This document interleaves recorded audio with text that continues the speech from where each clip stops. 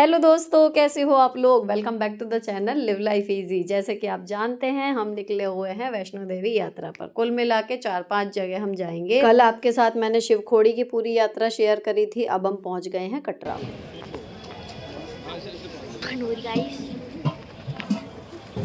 सबने अपने सामान निकाल लिए हैं, खड़े हैं थैलों को लिए अपने, और अपने स्टे की तरफ अब हम बढ़ चलेंगे। चढ़ना कहाँ से रास्ता है? इधर से।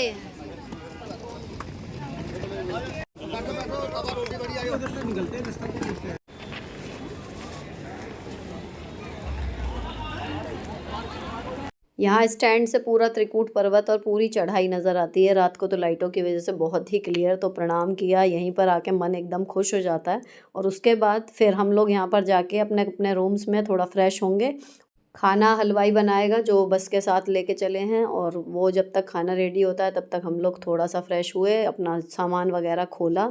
खाना खाने के बाद फिर सो जाएंगे। अब मिलते हैं सुबह। अब अगली सुबह नहा धो के तैयार होके नाश्ता करके हम लोग रेडी हैं। वेट कर रहे हैं जो लोग रेडी नहीं हैं। इतने जो वेटिंग का टाइम है वो हम यूज़ कर लेते हैं हमेशा फ़ोटो सेशन में।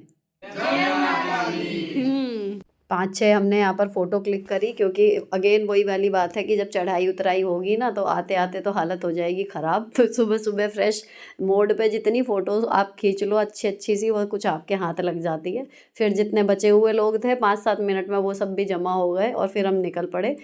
यात्रा रजिस्ट्रेशन कराना है तो वो यात्रा पर्ची जो बनती है, आई कार्ड सा मिलता है, वो लेने के लिए। तो अब हम सब निकल गए हैं। चलेंगे अब रजिस्ट्रेशन काउंटर पर, जहाँ पर यात्रा पर्ची बनती है। वो हमारे होटल से बिल्कुल पास ही था, वॉकिंग डिस्टेंस पर ही, बहुत पास। पिछली 2 बार से जितनी बार भी हम आ रहे हैं, इस बार हम लेट ही चल रहे हैं, वरना हम 6-6:15 चढ़ाई शुरू कर देते हैं। अभी लगभग 7:30 का टाइम था जिस टाइम हम लोग यहाँ पर रजिस्ट्रेशन काउंटर पर थे। बस दिमाग में चल रहा था कि भैरव बाबा के लिए जो ट्रॉली मिलती है ना वो मिल जाए, पर ऊपर जाके कुछ और ही हुआ। बच्चे को सबको लगना पड़ेगा लाइन में। हाँ सबको, सबकी फोटो खींचेगी।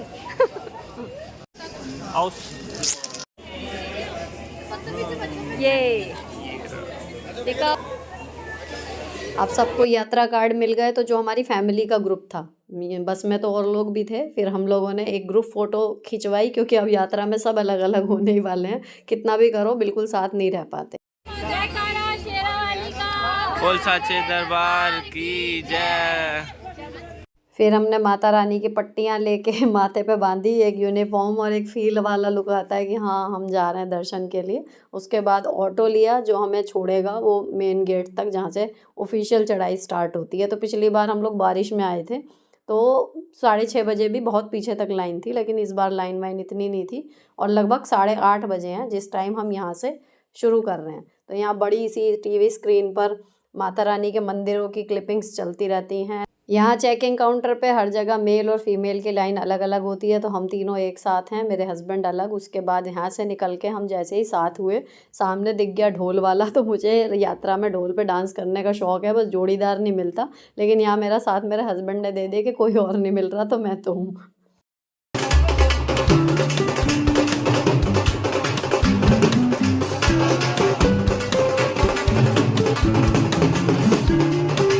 ये मोमेंट सिर्फ यात्रा का नहीं, अगर मैं अपनी पूरी लाइफ के सबसे अच्छे मोमेंट्स भी गिनने बैठूंगी ना तो शायद ये उनमें भी बहुत ऊपर जाएगा। क्योंकि माता रानी के दर्शन को जा रहे हैं, और मेरे हस्बैंड नॉन डांसर हैं, वो इतनी जल्दी डांस नहीं करते। मेरे बिना कहे उन्होंने मेरी इच्छा का मान रखने के लिए ये इनिशिएटिव लिया। दिन की शुरुआत में ही मेरी खुशी का तो ठिकाना नहीं था, और वो अब मेरे चेहरे पर देख भी रहे होंगे।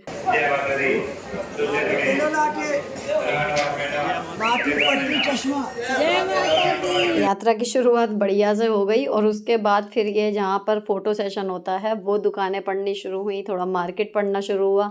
स्टार्टिंग में यही हिस्सा इतना इंटरेस्टिंग सा लगता है, पता भी नहीं चलता, और वापसी में यही एक टुकड़ा भारी हो जाता है कि लगता है रास्ता ख़त्म ही नहीं हो रहा। अब पड़ गई थी बाणगंगा जी, तो हम वहाँ पर गेट पे से नीचे उतर आए दर्शन के लिए।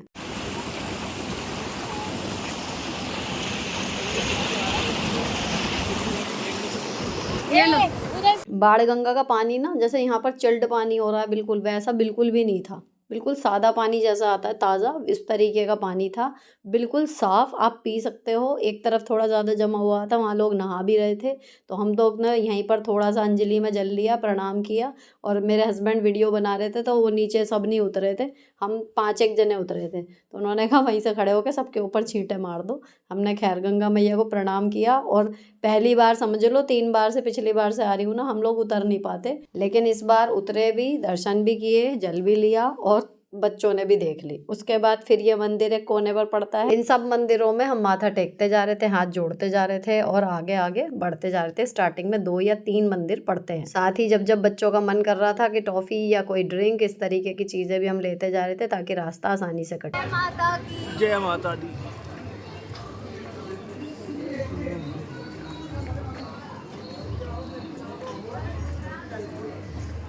इसके बाद आ जाता है माता वैष्णो मंदिर, गीता भवन की तरफ से है ये, इच्छा पूर्ति मंदिर कहते हैं इसे। यहाँ पर हनुमान जी की, सरस्वती जी की, शंकर भगवान की बहुत बड़ी बड़ी प्रतिमाएं हैं, मतलब अद्भुत और सुंदर मंदिर है। फिर यहाँ पर दर्शन करें, माथा टेका, बच्चों को बताया थोड़ा सा इसके बारे में, 5-5 10-10 मिनट हमने हर मंदिर पे दिए, क्योंकि इतनी सुंदर प्रतिमाएं यूजुअली यहाँ पर या झांकियों में मिलती हैं, इतनी बड़ी प्रतिमा यहाँ जल्दी से किसी मंदिर में दिखाई नहीं देती। उसके बाद चरण पादुका मंदिर आ गया, तो जो वो भजन है ना कि यहाँ तलक तो लाई बेटी आगे भी ले जाओ ना, वो मेरे दिमाग में चल रहा था, मैं गुनगुना भी रही थी जैसे जैसे मंदिर आते जा रहे थे। उसके बाद फिर हमने पकड़नी शुरू कर दी सीढ़ियाँ, क्योंकि हमें बच्चों को अर्धकुंवारी माता के दर्शन कराने थे। गर्भ जून में नहीं जाएंगे, लेकिन मंदिर के दर्शन हम लोग करेंगे, तो हमने ले ली सीढ़ी। हम सीढ़ी पे चढ़ने वाले वीर।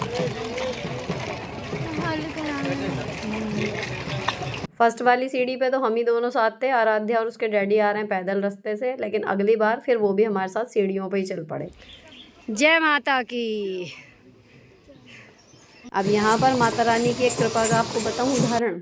हमारा ना रास्ते का जो जानकारी थी वो बहुत ही कम थी, मेरी और मेरे हस्बैंड की। हम सिर्फ ये था कि स्लोप पे नहीं जा रहे, सीढ़ियाँ ले रहे हैं, ऐसा कोई हमारा प्लान नहीं था कि हम अर्धकुंवारी ही जा रहे हैं, क्योंकि हमारी बस के कोई भी लोग गए नहीं थे अर्धकुंवारी, उन्होंने डायरेक्ट भवन का रास्ता लिया। हम यहाँ पर चेकिंग पॉइंट से निकल के अब हमें ये समझ में आया कि हम सीधे अर्धकुंवारी के मंदिर पहुँचने वाले हैं। और फ़ोन पे जितनी बात हुई जीजाजी से, वो उन्होंने कहा कि भाई तुम डायरेक्ट वाला रास्ता लो, तुम अर्धकुंवारी की तरफ निकल गए।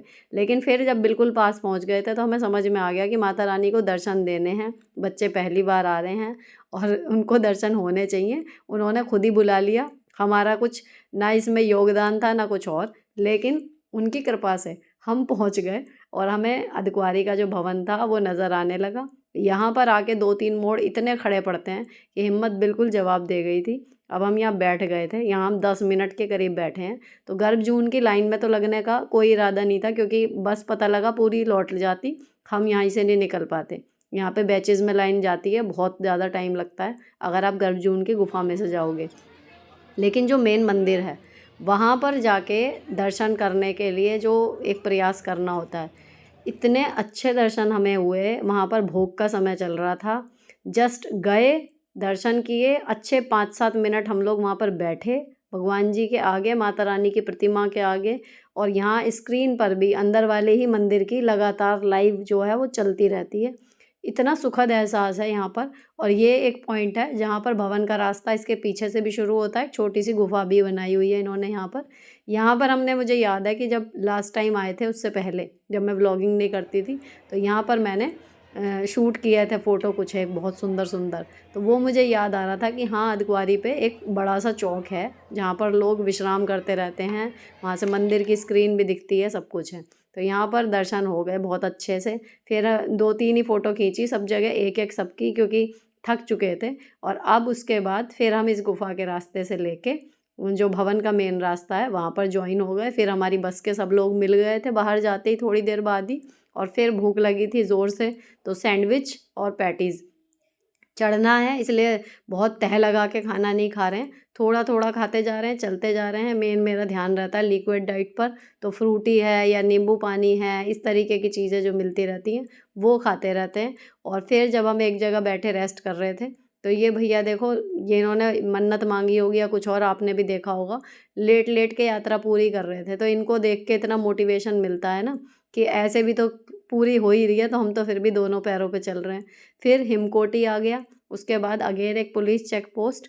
फिर ये था कि जब ये बच्चे थक गए तो मैंने इनको टारगेट दिया कि 100 कदम चलेंगे, उसके बाद 15 सेकंड ब्रेक, 100 कदम चलेंगे फिर 15 सेकंड ब्रेक। इस तरीके से इन्हें मोटिवेट करती हुई, अपने आप को भी धक्के देती हुई चल रहे थे हम आगे आगे। अब यहाँ पर ये स्थिति ये थी कि आरोही लगातार चल रही थी, वो मतलब उसका रिदम बन जाता, मोमेंटम पिछली बार भी मैंने देखा। अब आराध्या इस टाइम पे हिम्मत हार रही थी, उसके लिए मुझे करना पड़ा कि काउंटिंग करते हैं एंड देन ब्रेक लो। और ये वाली ट्रिक सच में बच्चों के लिए क्या बड़ों के लिए भी काम कर गई। जो हम बीच में थक जाते हैं ना, वो इस टाइम पे बिल्कुल हो गया कि 100 कदम चलो गिन के, उसके बाद 15 सेकंड या 20 सेकंड का ब्रेक ले लो, पता भी नहीं चले एंड के 3 किलोमीटर बहुत आसानी से, मतलब मुझे जो पर्सनली लगा वो पूरे हो गए। अब ये जो एक सड़क सी दिख रही है, बस ये एक रह गई है समझो। उसके बाद हम भवन जो है वो हमें दिखाई देने लगेगा। फिर बस भवन जब दिखने लगता है फिर तो पैर आगे आगे भागते हैं। जहाँ पर जो भी हिस्सा मुझे बहुत सुंदर सा लग रहा था, मैं उसकी 1-1 2-2 सेकंड की क्लिप बनाती जा रही थी। और फिर फाइनली हमें माता रानी के भवन के दर्शन हो गए और हमारी खुशी का ठिकाना नहीं था। 6 7 8 9 10 11 12 13 14 15 चलो। जो कल मैंने बात कही थी ना, वो आज भी यही अप्लाई हो रही है कि इस टाइम पे आके अक्सर मेरी खुद की भी हिम्मत जवाब दे जाती है, लेकिन क्योंकि बच्चे साथ थे, क्योंकि बच्चे हिम्मत हार ना जाएं, इसलिए इन्हें मोटिवेट करने के चक्कर में अपनी तो पता ही नहीं चल रही थी कि थकान हो भी रही है या नहीं। बस ये था कि 100 काउंट करो और 15 सेकंड रुको, बीच में लगे तो पानी पियो, जूस पियो, कॉफ़ी पियो, लेकिन चलते रहो। आरोही गई है आगे, मैं बीच में हूँ और डैडी इनके और आराध्या पीछे। बस अब भवन आने ही वाला है, माता रानी जल्दी से दर्शन दें। अब ये बिल्कुल लास्ट में आके है ये इस तरीके के पहाड़ जो बिल्कुल आगे को झुके हुए हैं, थोड़े थोड़े निकले हुए भी हैं। बिल्कुल समझिए अब हम पहुंच गए हैं, थोड़ा सा ही टुकड़ा बचा है। अब मिलते हैं आपसे सीधे भवन पर।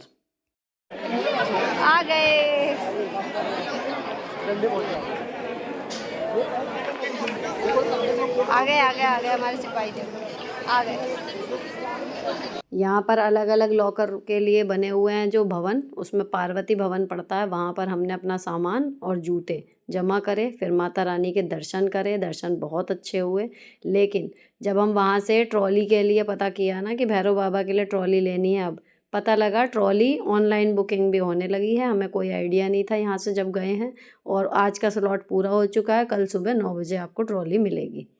मेरे हस्बैंड की और बच्चों की जो कंडीशन थी इस टाइम चढ़ाई पे, और अभी हमें उतरना भी है, तो फिर हमने एक दूसरे की तरफ देखा और डिसाइड किया कि हम यहीं से बस माथा टेक लेंगे भैरव बाबा को भी। हम नहीं जा पाएंगे, वरना एक अपना कैलिबर पता होता है कि कितना और कैसे। मन में थोड़ा सा आया भी कि यात्रा अधूरी मानी जाएगी या कुछ और, लेकिन जब मैंने अपने पति की और बच्चों की कंडीशन देखी ना, तो मैंने कोई फोर्स नहीं किया कि नहीं चलना ही पड़ेगा तुम तीनों को।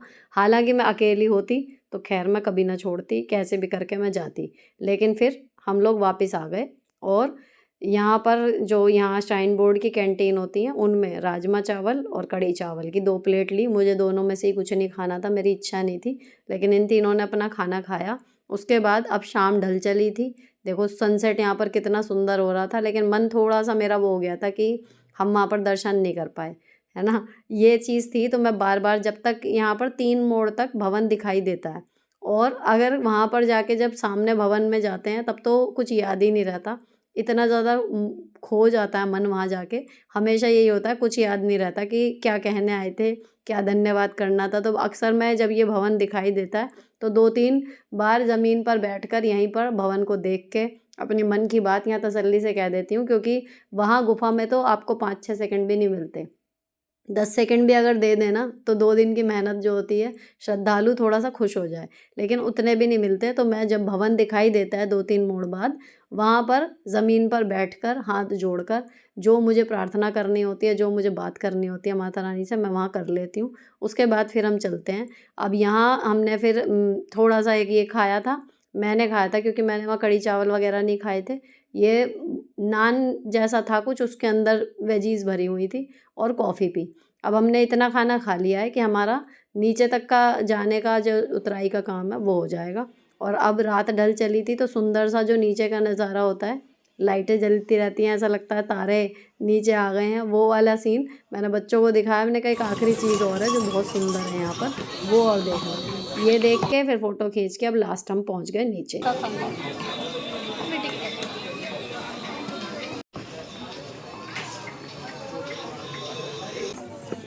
हाँ जी, ये सबसे एंड का थका देने वाला आखिरी टुकड़ा।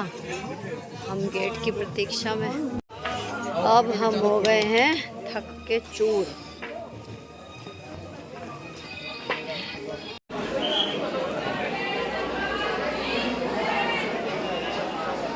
अब यात्रा कार्ड इस काउंटर पे वापस करके समझ लिए ऑफिशियली हमारी यात्रा जो चढ़ाई की उतराई की थी वो ख़त्म हो गई। उसके बाद हमने लिया ऑटो। दिन में जो ऑटो हमें 200 रुपये में सुबह छोड़ के गया था ना, अभी इसने लिए 400 रुपये लेकिन जाना ही था तो इसने फिर हमें वहाँ छोड़ा अपने होटल के बस अड्डे पर। और उसके बाद फिर हम अपने होटल में जाने से पहले जो बस का खाना बनेगा या कुछ और उसका वेट ना करते हुए हमने वहीं पर एक ढाबे पर खाना खाया, ताकि हम जाते ही बस सीधे सो जाएं। तो इस तरीके से हमारी वैष्णो माता की यात्रा पूरी हुई। अब अगले दिन जम्मू के 2 मंदिर और हैं, इसके अलावा अमृतसर का स्वर्ण मंदिर और वाघा बॉर्डर भी हम गए थे, जो आने वाले व्लॉग्स में आपको मिलेगा। फिलहाल ये वाला अच्छा लगा हो तो चैनल को सब्सक्राइब ज़रूर कर देना। मिलती हूँ आपसे नेक्स्ट वीडियो में। Till then bye bye, stay beautiful always.